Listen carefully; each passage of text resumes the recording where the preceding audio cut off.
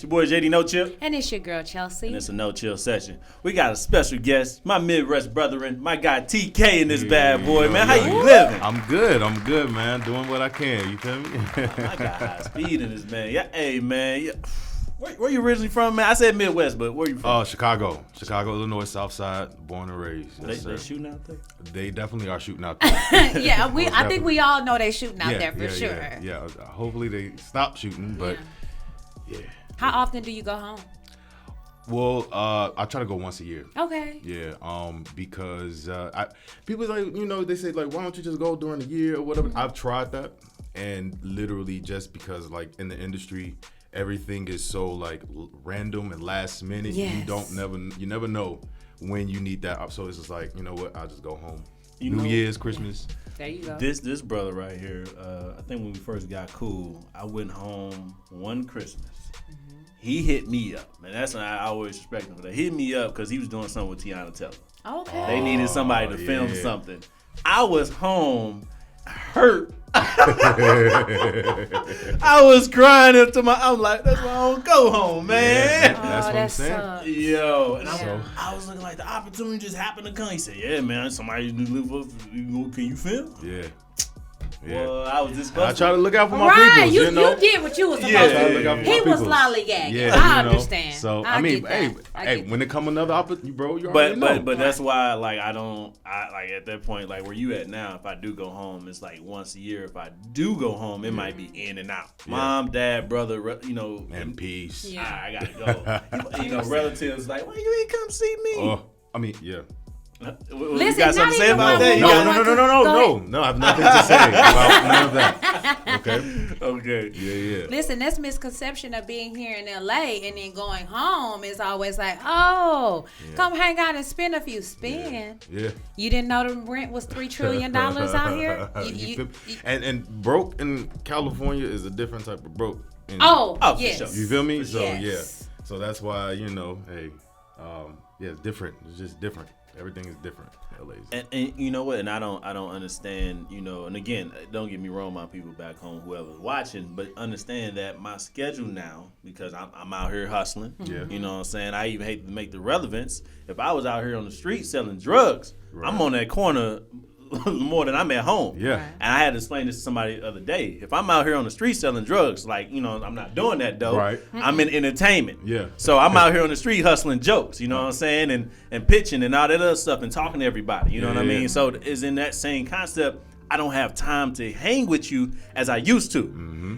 Ain't nothing wrong with that, but when you see me come up, like the neighborhood drug dealer, when you start seeing with the car, the clothes, the hoes, all whatever the case may be, priorities. He put in all that work and time. Now again, I'm not promoting drug dealing. We're not. I'm just saying. Just insane. The hustle. Hypothetically speaking. The hustle in the sense. You the hustle. Yeah. It's all about the hustle, and that's what I need people to understand. And my guy TK is a hustler out here, man. Appreciate that, bro. I appreciate that. Now, TK, I was scrolling on your Instagram page, just doing my research as a host. Okay.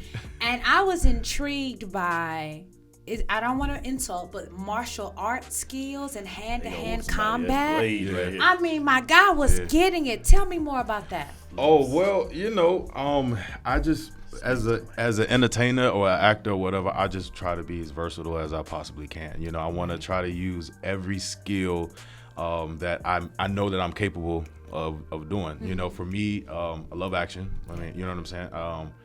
I'm also a dancer, so being able to just pick up movement and choreo and everything like that, I'm just like, if I could do it, let me do it. You know what I'm saying? So yeah, that's pretty much. I'm not really like a martial artist or what can't tell the difference. You can't tell the difference. I'm telling you. And that's TV. Well, don't get it wrong. You can still whip somebody's ass. I mean, when you got to. You feel me? We're not advocating violence. No. But if need be. Sometimes, you got to handle your you business. Bust out the south side of Chicago out. Bro, oh Jesus, my God, yeah, man. But yeah, I try not to do that. Mm-hmm. I try to, keep it peaceful. You feel me? But yeah, I mean, I box, I work out, so I just try to, my homie Vito Sworn, he's the one that choreographed the piece. Because because what you probably saw was my first produced film. Okay. So I moved into producing, and Congrats. my boy Vito, he just jumped on board, and that's my personal trainer too. So he gets me right. Dope. And he's a vet too. Okay. Yes. What branch? I think Marine. Marine. I could be wrong. I don't. If I'm wrong, because I know we do take offense to that. I If don't. I'm wrong, Okay. yeah. Bro, Go ahead. don't get me to No, make the up line. something. Okay. I heard you mention dance. Now, Yeah. is that something that you started out as a young boy cold. or? Oh yeah, that was. I didn't just, see any of that on your page. It's on there. It's at the It's bottom. it's a Okay. few, but I danced. I Okay. danced a lot. I even made up choreo. I even trained. I mean, it was just that is definitely like an outlet.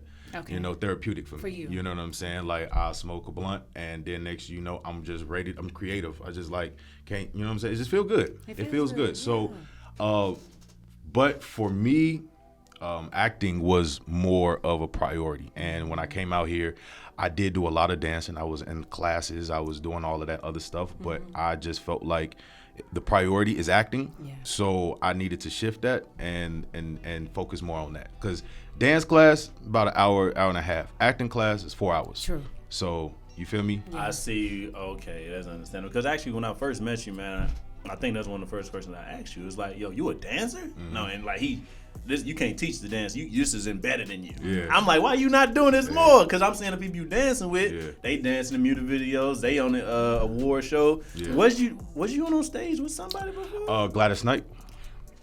Yeah, not Humble right there. Humble right that's there. the way to be. I mean, it was, I'm like, oh, Gladys Knight, you feel me? But Legend. Yeah. And that's how did that feel too?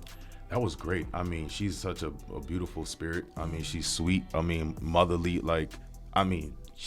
Hey baby, you just, oh man, just love. I mean, it was great. It was a great experience. Yeah. And so I'm guessing, like, even with that experience, even though you made sure that acting was a priority, why didn't you kind of like, well, maybe I could dance a little more if I got this far? And a lot of people tell me that. They say, man, you dance, man, you make your money. Get the money, dance money, get the acting money, all the other stuff. I don't know, man. It's just the passion. You just prioritizing. No, but the passion, like where your heart truly is. I get you. Just because, and I get this vibe that you're this great dancer, that may not be where your heart is. And your heart is something's tugging on it, something's pulling. Because he could easily go out here, especially already being here in Los Angeles. Yeah. There's always calls, there's always music video. You could easily. But it's something about that challenge and that passion to say, I'm going to go this other route. Yeah. I dig that. Yeah. I get it. I don't care. I'll be in a dance class. Yeah. That's cool with me. I don't have to be in the music video or background or tour and shit. Like that's, Are you just in there to teach? Are you in there to just to make sure you still good? I got it.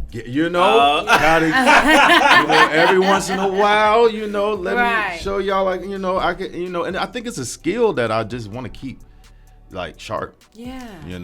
I ain't gonna just lie. in case you get that call, you never because know. trust me, I do audition for a dance. They like, he dance. Okay, well here, read this, or whatever the case is. There's an audition for a show called Tales, and it was an exotic dancer. Oh, you used to be Chocolate City. Yeah, okay. I'm listening. You feel me? I'm in the gym. I got my shirt off. Yeah. So but that purpose, reason only, and and it was a good storyline. I was like, yeah, I hope I get it. You know what I'm saying? So that's another talent that Listen, Jamie Foxx talks about having tools in the bag.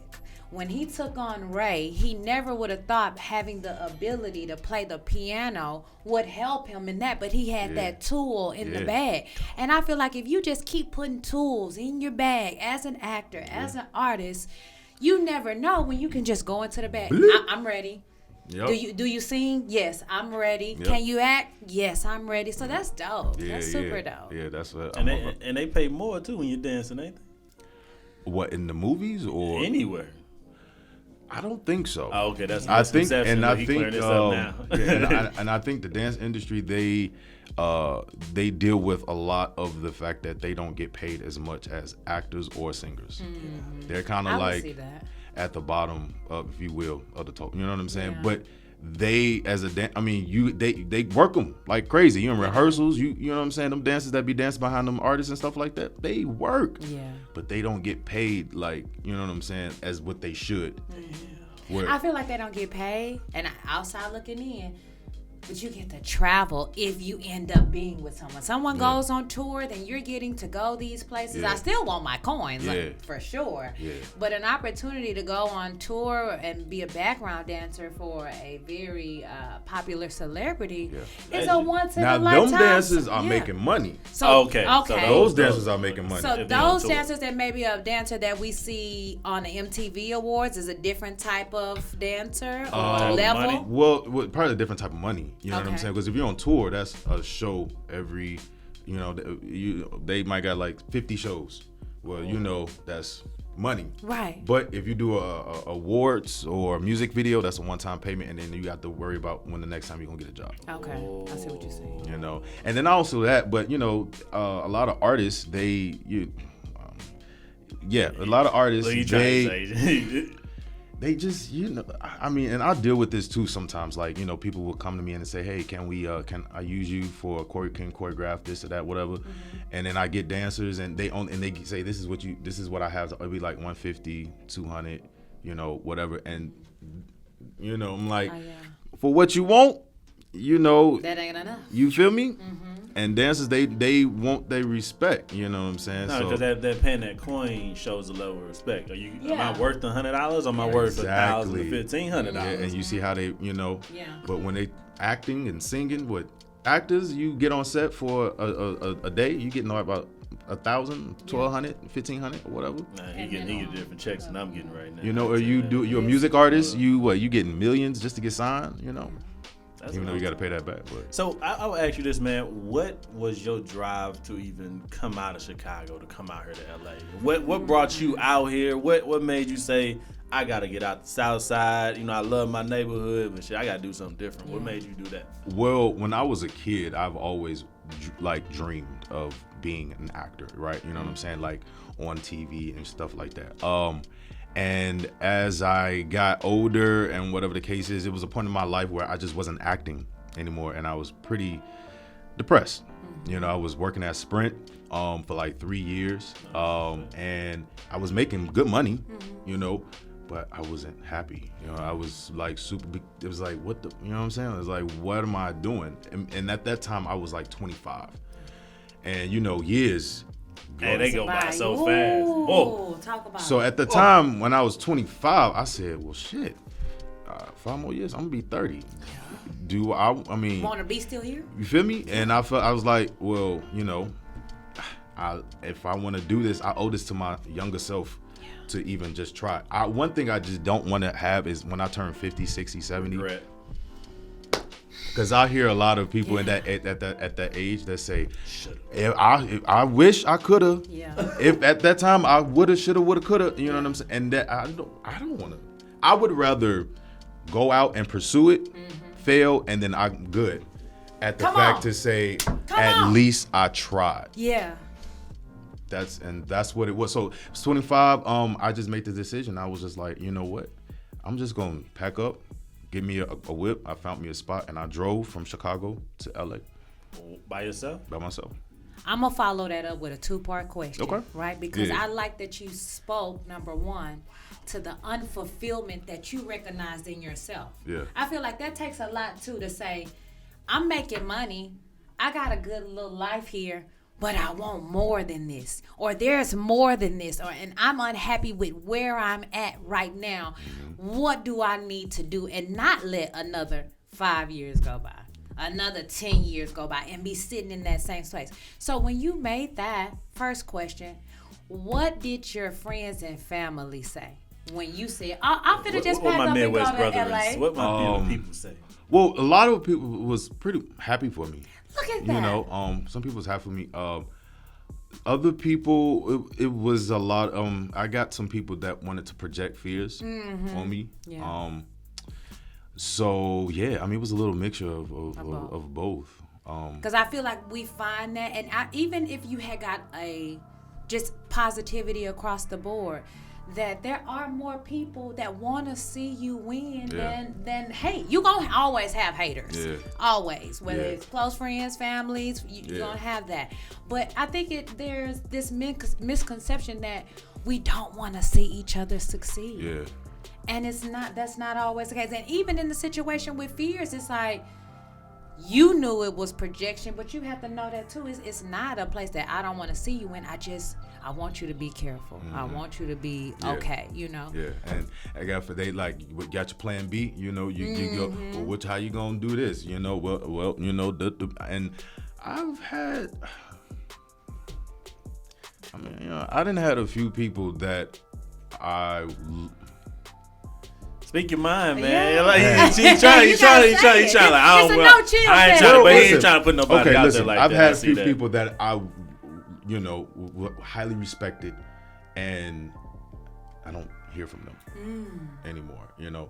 And that's just kind of like, man, you know, I just felt like that's kind of like, you know, I mean, but hey, listen, what I want to do with my youth, and you know, I'm sorry that you couldn't when you had the opportunity, you know what I'm saying? But hey, it comes with the territory. Yeah. It comes with it. You feel me? And I have no ill will. You know, it is what it is. You feel me? You know what I'm saying? I still, you know. But still will speak if you saw. But at the end of the day, I have to live my life, and I got to do what's best for me, for my sanity and my happiness. Because at the end of the day, have people's opinion about you. They don't pay your bills.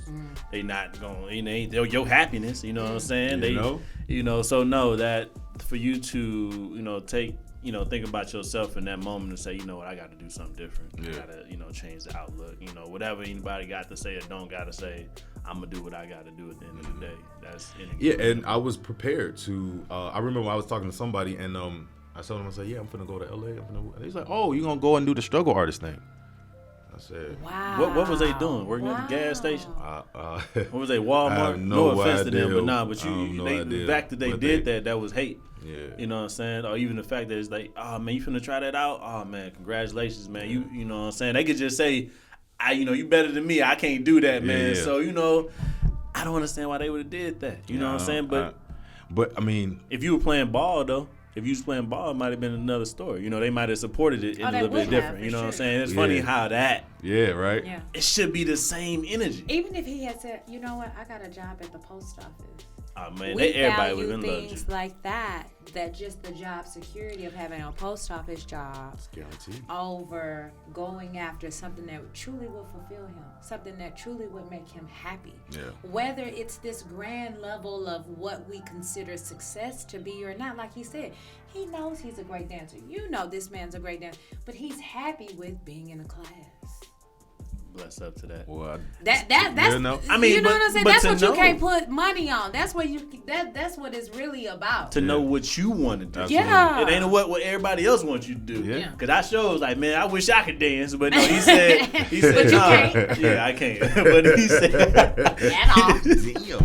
Damn. My man's got a two-step. I got a jig. He got a has the two-step standard man two-step. Okay. And he should stay in that two-step Okay. lane. No. I asked him before. Again, when we ever get time in the future, I'ma learn because I done some choreo before. Oh, you take some classes. I've done some choreo before. I trust and believe. Because ain't you like what you fraternity? Yeah, I'm alpha. Yeah, so y'all gets down. Listen, that's different y'all than gets dancing. down. No. That's still choreo. That's still like choreo. But again, I'm not the stepping alpha. Like it's people out here to be, you know what I'm saying? I ain't that. I'm more so like a two-step alpha. Yeah, that's two. But again, if I actually take the time to learn anything, but for me, when it comes to dancing and coordination like that, it probably would take me 5, 10 times for you once or twice, or not at all. Mm-hmm. You know what I'm saying? So that's all that is. I just got to work harder at it if I chose to go about it. Just like if I was to be a rapper. Yeah. First starting off, you know what I'm saying, I may sound like, you know what I'm saying, one of these, regular people out here. Yeah. But if I actually practice it, you know what I'm saying, I can get better. You know what I'm saying? Absolutely. So it's a lot of people who started off as trash, and all of a sudden they got a little better. But then you got those people who never evolved. Yeah. They start off as trash. 10 years later, they still trash. I don't want you to rap, JD.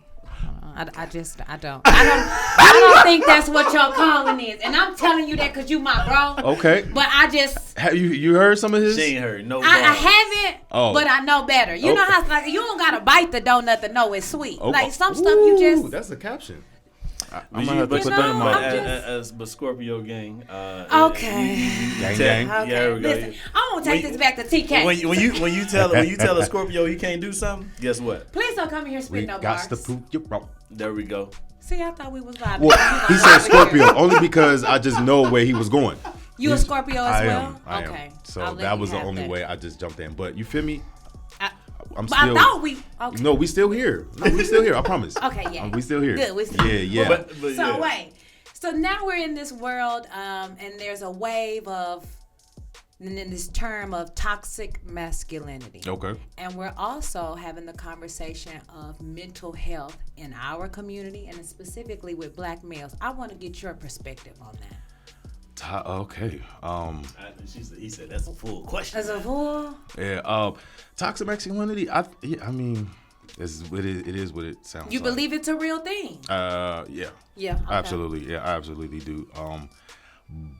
But I mean, I think that it has a stench of insecurity. Yeah. In it. I like that key word right there. Okay, wait. Is it the people who say it or the men who have it with the insecurity?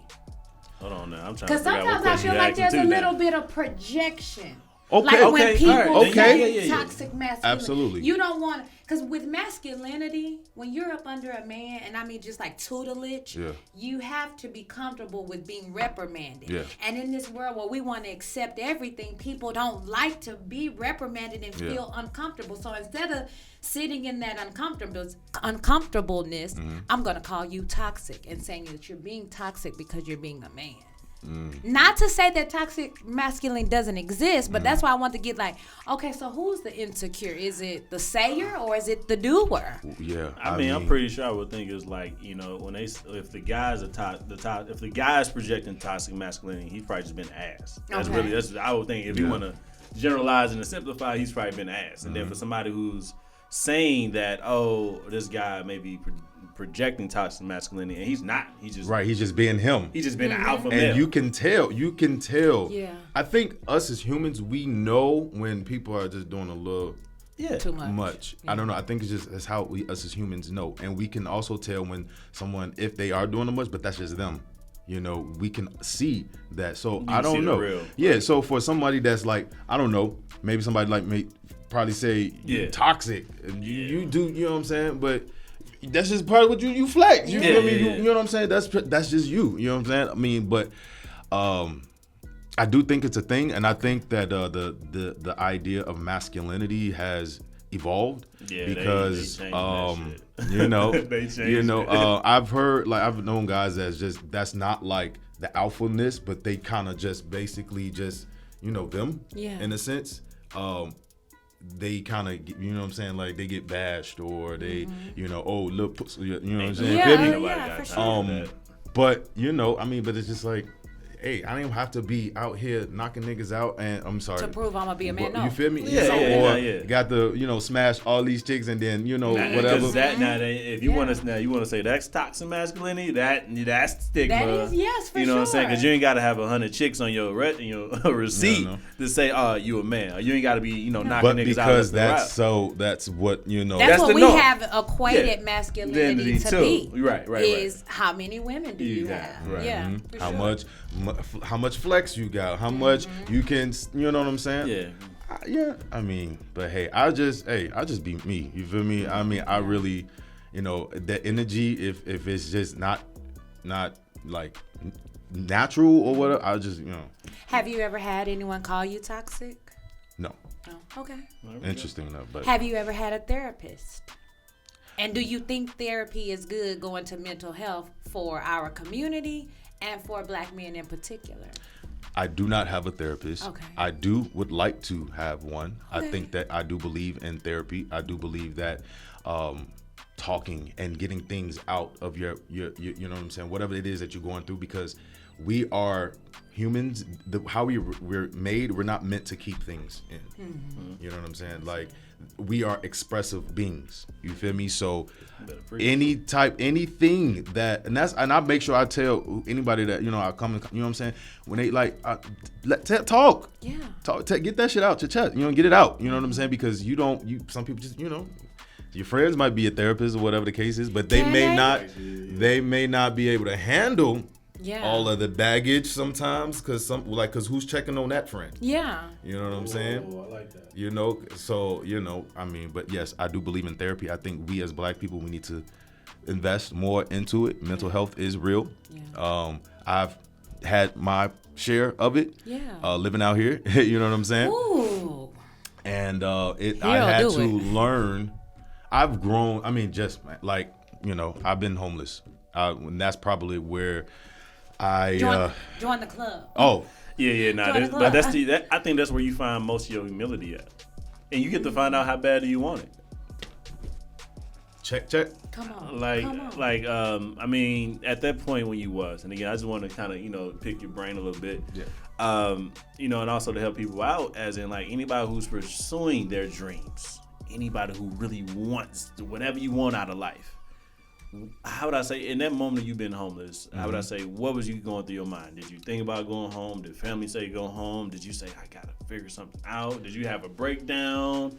You know what I'm saying? To be just transparent in a sense, because I was like, you know, so I'm getting out my car, pissing in the middle of the night in the parking lot. Like, the struggle was real. And to be transparent, folks, the struggle was real. But I just knew, I'm like, I was sent here for a reason. How did you feel when you was homeless? Well, you had said, I had it in my mind. I apologize. Okay. But what was your thought process when you was home? Well, did I want to go home? No. I didn't want to go back to the crib. One, because the idea of that made me feel like I was giving up. Mm-hmm. Also, too, I felt like I would probably be a little ashamed. Yeah. You know, like you come back to the crib, they like, I knew it. You know, they ready.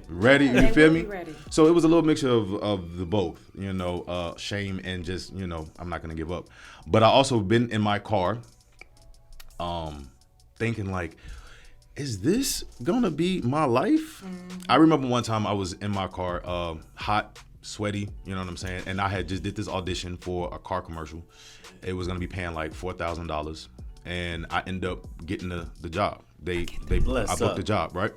So the next day I was supposed to be going to a wardrobe fitting, and nobody ever called me. So I'm waiting. I end up calling my agent. I'm like, yo, what happened with the wardrobe fit? Oh, they didn't tell you?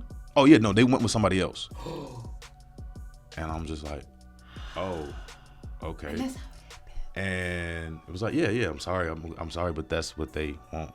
And I hung up, and that's when my world, it was just like, what am I, you know what I'm saying? I think I probably broke down, you know, real talk. I would break down too. Yeah. Because when I'm already, you feel like it's right here. Bro, it was there. It was like, I'm already spent the 4,000. Oh yeah, it's gone. You know, I didn't already say, okay, cause I'm finna do whoop whoop. You already playing the money out. You know, I'm finna get up out my car, you feel me, whoop whoop, to just pull the rug right from under my feet and like, oh yeah, no, they went with somebody else. And that was when I was just like, what the F am I mean, I don't know. What the fuck am I doing? Right. Is this my life? This is what I'm gonna be doing? And that was some shit that I had to deal with. But then at a point, it was just like, you know, when I used to do Uber, I did Uber when I first moved out here. Mm-hmm. And a lot of people, you know, people get in your cars, you know, conversations, they know the normal, hey, what's your name, where you from? Oh, okay, why? We'll bring you out to LA. Oh, acting? Woo! Good luck with that. Right. I've been out here for 17 years and it is tough, boy. You know, it is woo. You know, this and that and all that other stuff.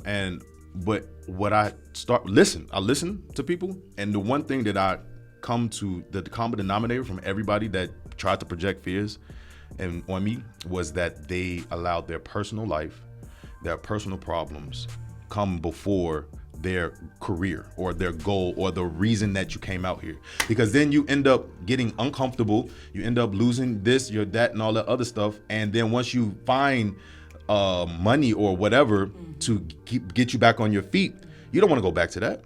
You don't want to go back to, so you end up losing sight of why you came out here when that money you should be trying to focus and being in class, you know, working or whatever, doing the necessary work to, you know, reassure that you are the best actor that you can be.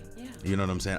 And so when that happened, they said they gave the job to somebody else. I went through a little moment, but I said, you know what? fuck it. If I just got to be in a car, I'll be in a car. Now, how long ago was that, sir? It was like 2016. 2016. And I was like in my car for like 7-8 months. And you thugged that out. I did, bro. And you doing pretty good for yourself right now. Thank you. I appreciate that. That's a blessed up right there. Congratulations. That's a blessed up. Because That's a real story. You saw the bigger picture.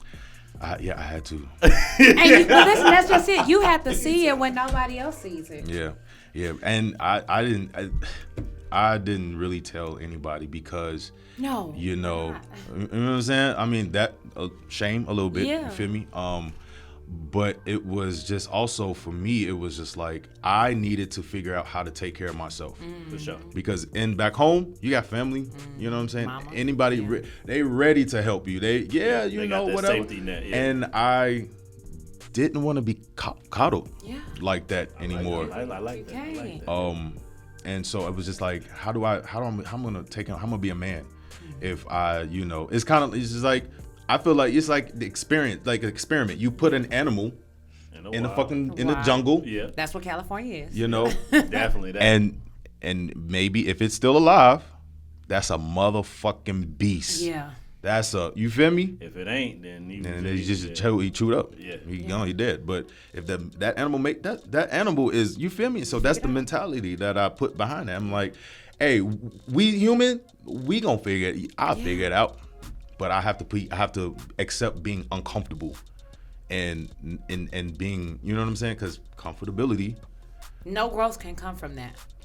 No growth can come from that. When you get, I get it. Like what you just shared, very similar parts for me, even in being a mother. But it was like how many times did I put personal stuff in front of what the goal was? If this is truly my goal, truly knowing how competitive it is, because people come out to LA all the time. When my first years, I realized how many people came here and will go right back home. And I told myself, like, going home is not even an option. Yeah.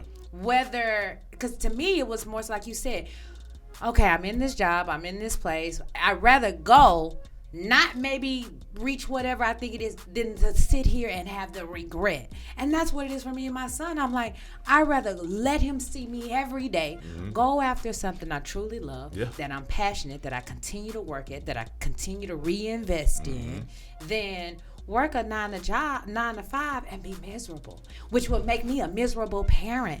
And he watching you too. Yeah, he learning. My son, that's what they do though. They soak up everything. Sponges. Yeah, because even in my mom, she worked a secure job, but I watched her every day be miserable. I watched her every day lose a little bit of yourself, and that's what is scary to me. Yeah. It's like losing who you truly are when you're not walking in your purpose and in your fulfillment. Therapy is important. It is. Man. I would say, as we closing out, man, what is something that you would tell your younger self, or you would tell somebody who is walking in your path, in a sense, like to come up? I've seen that. I've had that question before, and I've always thought about like what I guess let me see. What would I tell my younger self? What would I tell my younger self? I would tell myself, stay focused. Keep learning yourself. And just prioritize. Priority. I think that's a priority. Know whatever your priority is, make sure you tend to that. And if you could tend to the priorities, I think everything falls in line. Because like for me, I said, if I could just get myself come out here at least for 10 years and go hard, I should see some kind of fruit.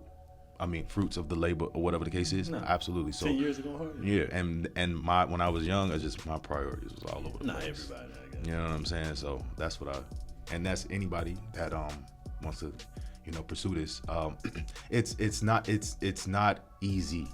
You know what I'm saying? I've been out here for 6 years, and people hit me up on Instagram or whatever, and they'd be like, "Bro, you killing it, man. You out there living it up. Oh, you doing this and you doing that." Like, yeah, on IG I post the success. It's a highlight reel. What a journey. You know what I'm saying? They don't see none. They didn't see the tears. No. They didn't see the car audition get snatched from up under you. No, they didn't see me going to wash up at the gyms, and then the gyms that was nearest to where I had to be on set, And then once I go on set, you act and you do your thing and everybody, and then go right back to my car. Wow. That is you feel that is some shit, boy. So it's just It's a mindset. Yeah. Mindset. All right, we closing out. Well, it's your boy JD NoChill. And it's your girl Chelcye. And it's been a NoChill session. Appreciate y'all for tuning in, man. Appreciate my guy TK for coming through, man. Thank you for having me. This was great. We're going to have you again, man. Absolutely. For sure. Absolutely. For sure. We out.